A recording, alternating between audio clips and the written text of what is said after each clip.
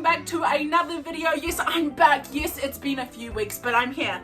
I'm ready, and I'm square. You're probably looking at my shelves being like, they're so empty. What's happening here? Well, if you haven't already read the title of this video, this is my top 10 book/series ever. E-V-E-R, ever. Okay. So let's get into this video. I'm gonna go from 10 to 1, and these are all 5-star reads for me, or even beyond 5 stars. So I'll tell you. I'll give you a little bit of a description of the book to see if you would want to read it. In 10th place, we have Crown of Coral and Pearl by Mara Rutherford. This is a YA fantasy, so if you are into YA fantasy, this might be the book for you. So I gave this a 5-star, obviously. So Noor is a twin. She's our main character. It's in first-person perspective. Where she lives is on boats. So everything is in the sea and they're just floating on boats. She has a twin sister named Zadie. And in this land, the most beautiful girl from her area has to go to the Land King and marry him. Her and her twin sister are the prettiest, but Noor has a little bit of a difference because she's injured as a child, so she has a scar on her face. Zadie, her twin sister, well, she gets injured and cannot go. Noor has to take her place, and Noor might just find out that things are a little bit different than she expected in this wonderful land of land. There was not that much romance. It's very much more political than romance. So if you like The Cruel Prince, you probably would like this. Twins! It just clicked for me. In 9th place, we have Furry Born by Claire Legrand. So this is like an older YA fantasy, so I'd recommend like 16 plus sort of YA fantasy. It's a little bit gruesome and also sexual, so take that as a hint into why it's 16 plus. This is third person, by the way, but you're seeing 2 different perspectives. So we have Queen Raelle, who is living her life 1,000 years before our perspective of Aliana, and every chapter pretty much goes back and forward in their perspectives. You're watching how like everything happened, how they got to the point of where Aliana is now 1,000 years into the future because of what happened 1,000 years ago with Raelle. I really loved it, and I loved the relationships. I loved the 2 characters. I couldn't even choose which one I liked more because I love them both so much. Number 8 is a little different to my normal faves, but this is a NA new adult romance, sports romance, college romance, and it's The Risk by Al Kennedy. So this is a part of a series, and this is the 2nd book in the Briar U series. They're all standalone, so that's why they're all like different stories, but you get to see majority of the characters in all the books because they're a friend group. So this follows the main character Brenna and also the main character Jake as they have a little bit of a rivals to lovers romance, and I think I really related to Brenna a lot with the daddy issues, so I really liked that aspect of it, and I got really attached to Brenna because I loved her so much. Brenna is the coach's daughter of the hockey team at her school, Briar U, and Jake is a hockey player in the Harvard team, and they're like the best teams in the league. So when Brenna and him come together, it's kind of like, but then it's like, oh, a little bit juicy, a little bit spicy. In 7th place, we have Incendiary by Zoraida Cordova. I hope I'm saying that right. I really enjoyed this. This is a YA fantasy. This is about Renetta. It's in Renetta's point of view. It's first person perspective. She's a part of the Whispers, which is a rebel group of people working against the king, the royals. Once one of her friends gets captured by the royal guard, she goes back to the kingdom because she actually was there for a while, but she can't really remember much. She also has a magical power, look at her go, and she can take memories, she can see memories in others' minds. She has to try and find her friend, but also find the prince who captured her friend. In 6th place, we have the Heartstopper series. We are on number 4. If you don't know already, this is a graphic novel and it's YA, 12 plus I'd say. And it's a little bit of a romance about 2 boys in high school, college. So 16 and 15-year-old Nick and Charlie start off as friends, slowly become something else. I really enjoyed these graphic novels and I can't wait for the 5th, 6th, 7th, 8th, 9th, 100 because they were so good.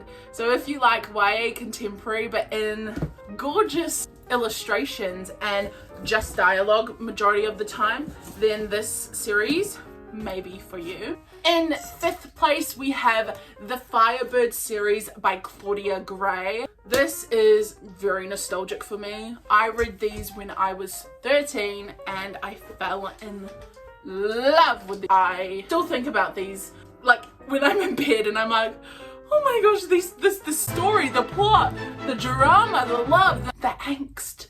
This is YA sci-fi. So this is about Marguerite. Both of her parents are scientists trying to create a necklace called the Firebird to get them to travel dimensions. I know, insane. Her parents have helpers who are a couple years older than Marguerite. That's Paul and Theo. But we start the book off knowing that Paul has actually killed Marguerite's father. But he's been jumping through dimensions. So now Marguerite and Theo team up to try and find Paul. Very good. Lots of plot twists. Lots of angst. Oh my gosh, I love this series so much. Please pick this up. I don't even care if you don't normally like YA sci-fi. This is amazing. I've gotten a few of my friends to read this because I was very let's just say convincing. In 4th place, we have Crescent City by Sarah J. Maas. I don't know if you've heard of her. She's very underground. So yeah, she's half human, half fae. So she's looked upon like, oh, trash. You can't fit in anywhere. Except she has a best friend named Danica who's a bad bitch and doesn't even care. Danica is a part of a pack with a bunch of really cool dogs, you know? They're all killed. Slaughtered. Bye, I guess. And now Bryce, 2 years later, discovers that the murderer wasn't actually the murderer, so now the case is back open and Bryce and a very handsome Hunt go looking for the real killer. So yeah, this is a high fantasy adult, so 18 plus. There you guys go. In 3rd place, we have The Invisible Life of Addie LaRue by V.E. Schwab. Again, this is an urban fantasy and it is, I would say 16 plus, but it's marketed as like an adult book, I'm pretty sure, so 18 plus. And remember to check the trigger warnings. All you have to do is go into Google and search in the title of the book along with trigger warnings at the end. And it should come up on the internet. In 1714 France, Addie LaRue makes a deal with the devil and she is desperate to live forever, so she makes a bargain, but she doesn't realize that this devil has twisted her words, twisty, and said that, yeah, sure, I'll give you that, but no one's gonna remember you. Now we're in 2015 New York, and when someone does remember her, she's a little shocked. My favorite character from this is Toby, which you'll meet in chapter 1 if you want to pick this up and read it.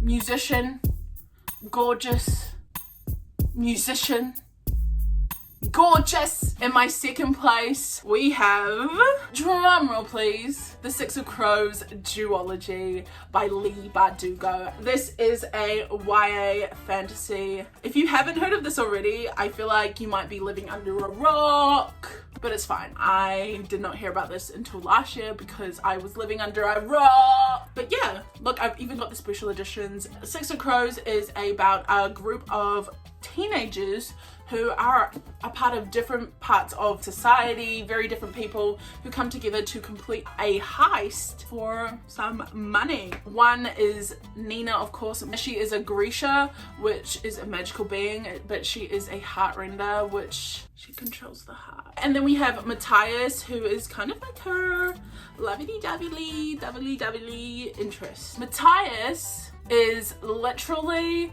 Nina's like enemy, because Matthias hates Grishas because that's what he was born into. Enemies to lovers. And then we have Jesper, who is like a cunning gunsman. He is hilarious. He is cool. We have Wylan, who is new to the gang. Like, no one has known him like before. Wylan is the little baby of the group. And then we have Inej. She is just the eyes of the group. She is so small, she can get through things. Then we have Kaz, the leader. And in my number one spot, you guys are probably like, what is it? What is it? It is the Tuna Swan series by KJ Sutton. I absolutely love the author. She is so sweet. But the story, girl, this is in a new adult fantasy, and it's definitely 18+. If you don't know me from TikTok, Tuna Swan is for you. Check it out. On my cabot, and I absolutely love it. I have been talking about this since I read it in March. All I do is talk about it. Tuna Swan. Okay, we have Fortuna. She is a nightmare. She is a magical creature. She controls nightmares, and she knows what people's nightmares are. They're very rare. She kind of gets captured by goblins to the black market to be sold. That's the start of this book. They put me in a cage. Fortuna's brother has been missing for 2 years, and she gets captured, but she gets out because a Fae man actually lets her out. And she goes back to her life, working at the diner, and then he comes in and tells her that he knows where her brother is. But in return for that information, she has to marry him. So yeah, that's what happens in the first book, but then when you carry on with the series, there's so much more depth, and oh my gosh, remember to check trigger warnings, especially for this one, even though the trigger warnings are before you read the book. Anyway guys, those are top 10, and I feel like I have bored you a little too much. But thank you guys so much for watching another video. I need to clean up my stack of books now that are just lying on my bed, and I'll see you in my next video, hopefully sooner than this one was, apart from my first.